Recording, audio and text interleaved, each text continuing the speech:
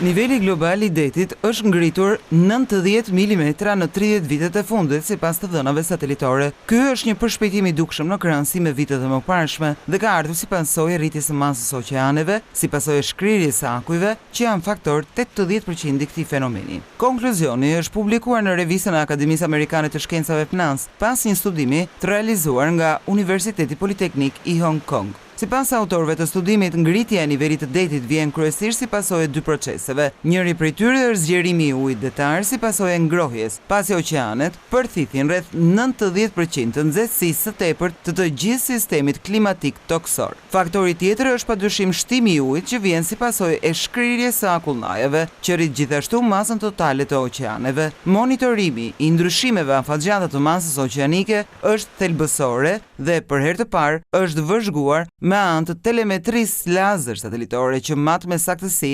distancën mes satelitëve dhe stacioneve në tokë përmes impulseve lazer, duke arritur të përllogarisë edhe luhatjet më minimale.